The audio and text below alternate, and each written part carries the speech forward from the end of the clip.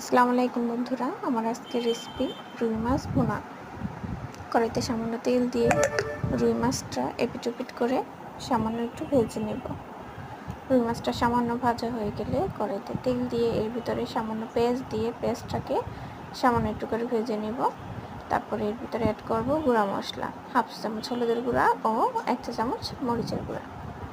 মশলাটাকে ভালো করে মিশিয়ে এর ভিতরে স্বাদ মতো লবণ দিয়ে দেব। তারপর এর ভিতরে দিব হাফ চা চামচ জিরার গুঁড়া। তারপর এর ভিতরে আরও অ্যাড করব হাফ চা চামচ গরম মশলার গুঁড়ো।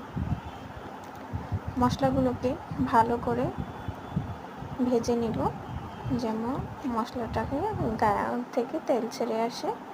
তারপর এর ভিতরে অ্যাড করব সামান্য গরম পানি।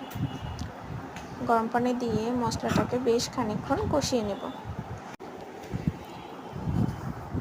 পানি দিয়ে আরও বেশ খানিকক্ষণ কষিয়ে নেব। তারপর আরও সামান্য একটু পানি অ্যাড করলাম। এরপর আমি এর ভিতরে দিয়ে দিব কুচি কুচি করে কাটা টমেটো।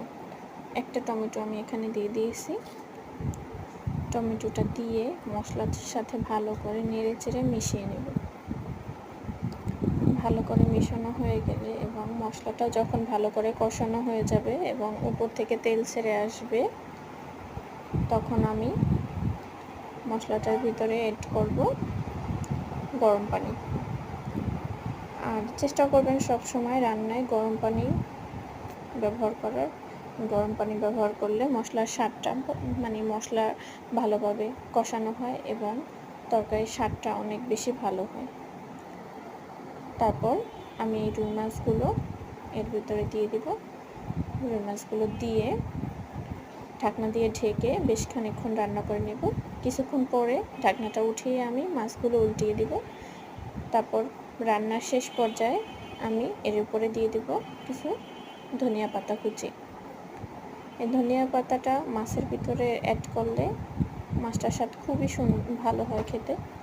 দেখুন, তৈরি হয়ে গেল আমাদের আজকের রুই মাছ মজাদার। চাইলে আপনারা ট্রাই করতে পারেন বাসায় এই মজাদার রুই মাছ ভুনা।